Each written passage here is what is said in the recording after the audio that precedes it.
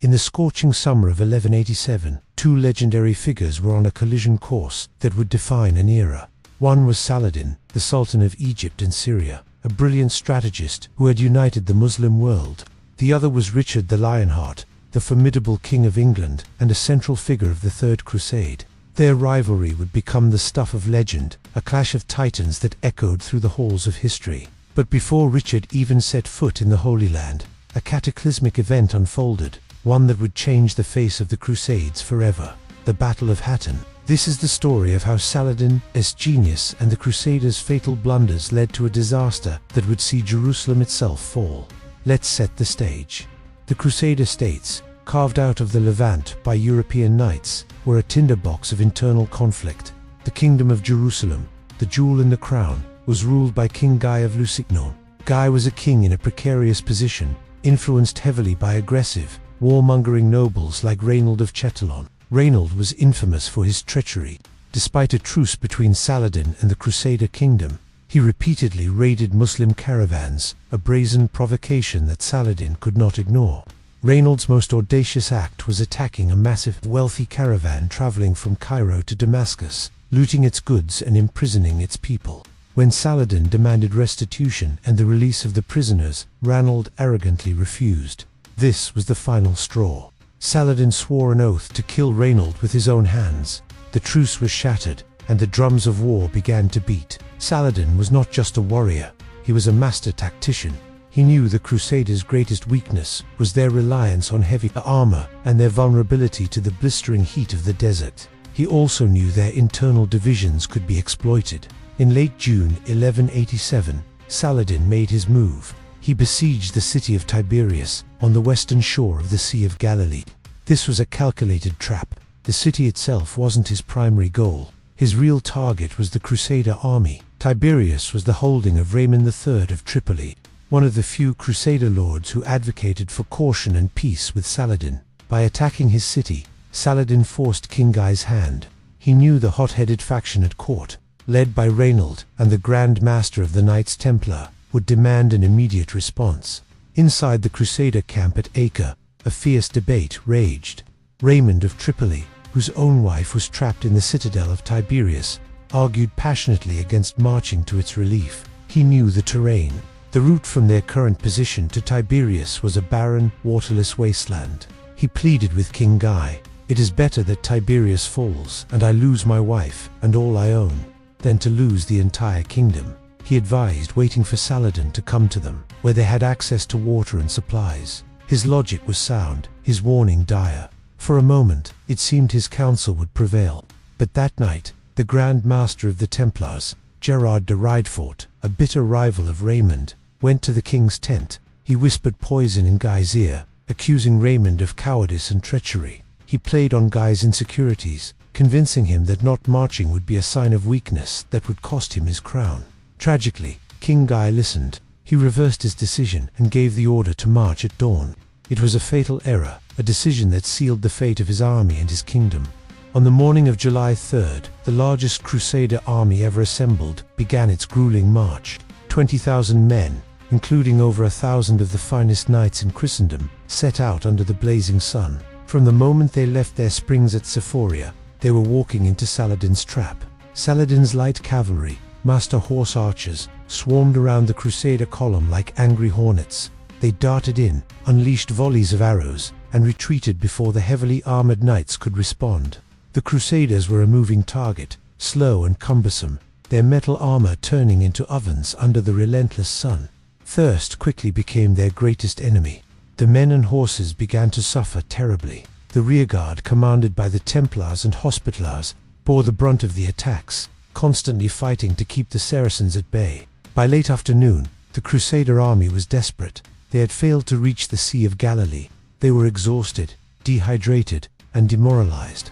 They found themselves forced to make camp on a dry, arid plain, surrounded on all sides by Saladin's forces. In the distance, they could see the shimmering waters of the lake, so close and yet so unattainable. Their only hope lay at a place known as the Horns of Hattin, a twin-peaked hill that was believed to have a well. As night fell, Saladin tightened his grip. He had his men set fire to the dry scrub brush surrounding the Crusader camp. The smoke choked the already parched throats of the knights and their soldiers, adding to their misery. The night was a living hell of thirst, fear, and the taunting sounds of the Muslim army, who were well supplied with water, brought by camel from the lake. The dawn of July 4th, 1187, revealed a scene of utter desperation. The Crusader army was broken before the battle had even truly begun. King Guy, realizing their only chance was a desperate charge, ordered an advance towards the Horns of Hattin. But the army was in disarray. The infantry, maddened by thirst, broke ranks and tried to scramble up the slopes of the hill, only to be cut down or forced back by Saladin's forces who held the high ground. A small contingent of knights led by Reimagined of Tripoli managed to charge and break through the enemy lines, but in a strange twist, Saladin's men simply opened their ranks and let them pass, then closed again behind them. Reimagined had escaped, but in doing so, he was seen as abandoning the king and the battle, a stain on his honor he would carry for the rest of his life. Back on the battlefield, the last stand took place around the red tent of King Guy, where the relic of the true cross was held aloft as a final symbol of hope. The remaining knights, exhausted and outnumbered, fought with the courage of despair. Twice, they charged Saladin's own position, nearly reaching the Sultan himself, but their strength was spent. Saladin's reserves surged forward, overwhelming the last pocket of resistance. The true cross was captured, a devastating blow to Christian morale. King Guy, Reynold of Chatillon, and the other surviving nobles were taken prisoner. The battle was over. The field was a scene of carnage. The Crusader army had been utterly annihilated. After the battle, the captured leaders were brought before Saladin in his tent. The Sultan, ever a man of his word, was courteous to King Guy, offering him a goblet of iced water as a sign of hospitality. When Guy passed the goblet to Reynold of Chatillon, Saladin was quick to point out, "It is you who gave him the drink, not I." The laws of hospitality did not extend to Reynold. Saladin confronted him with his treachery and his broken oaths. Then, as he had sworn, he drew his sword and struck Reynold. His guards finished the job. The Templar and Hospitaller knights, considered fanatical enemies of Islam, were also executed. For Saladin, this was not just a military victory, it was divine justice. The Battle of Hattin was more than just a defeat. It was a catastrophe from which the Crusader states would never fully recover. With their army destroyed, the cities and castles of the Kingdom of Jerusalem fell, one by one, like dominoes. Acre, Jaffa, Sidon, Beirut surrendered to Saladin with little resistance. Within 3 months, Saladin stood before the ultimate prize, the holy city of Jerusalem itself. After a short siege, the city surrendered on October 2nd, 1187. After 88 years of Christian rule, Jerusalem was back in Muslim hands. Unlike the Crusader conquest of the city in 1099, which was a brutal massacre, Saladin's capture of Jerusalem was remarkably humane. He forbade any killing or looting, and allowed the inhabitants to ransom themselves. Those who could not afford the ransom were, by some accounts, eventually allowed to leave anyway, with Saladin and his brother paying for many of them out of their own pockets. His mercy and chivalry stood in stark contrast to the barbarity that had often characterized the Crusades. The fall of Jerusalem sent shockwaves across Europe. The Pope called for a new crusade, the Third Crusade, to reclaim the Holy City. And who answered that call? The most powerful monarchs in Europe. Emperor Frederick Barbarossa of the Holy Roman Empire, King Philip Augustus of France, and of course, King Richard I of England, nicknamed the Lionheart for his courage and prowess in battle. Richard was the quintessential medieval warrior king. He was a military genius, a fearsome fighter, and a charismatic leader. The stage was set for a legendary confrontation. The journey to the Holy Land was treacherous. Frederick Barbarossa tragically drowned while crossing a river in Anatolia, and much of his massive army turned back. This left Richard and Philip to lead the charge. They arrived at the siege of Acre in 1191, a brutal 2-year-long stalemate. The Crusader forces were exhausted and demoralized. Richard's arrival was like a shot of adrenaline. He brought fresh troops, siege engines, and most importantly, his incredible energy and tactical skill. He immediately took command, inspiring the troops and pushing the attack. It was at Acre that Richard and Saladin first truly tested each other. Even though they never met face to face, they communicated through envoys, developing a strange chivalrous respect. They were rivals, enemies in a holy war, but they recognized each other as worthy opponents. After a relentless assault, Acre finally surrendered to the Crusaders. It was a massive victory, but it also marked a turning point. Shortly after, King Philip, citing illness and political issues back home, decided to return to France, leaving Richard as the sole commander of the Crusader army. Now, it was Richard versus Saladin, one-on-one. Richard's goal was simple: march south along the coast, secure the port cities, and then strike inland to retake Jerusalem. Saladin's strategy was to harass Richard's army every step of the way, using scorched tactics and hit-and-run attacks with his swift cavalry. The march from Acre to Jaffa was a masterclass in military discipline from Richard. He kept his army in a tight, defensive formation, with infantry on the outside protecting the knights and baggage train. The heat was unbearable, supplies were low, and Saladin's archers were a constant menace. This grueling march culminated in the Battle of Arsif.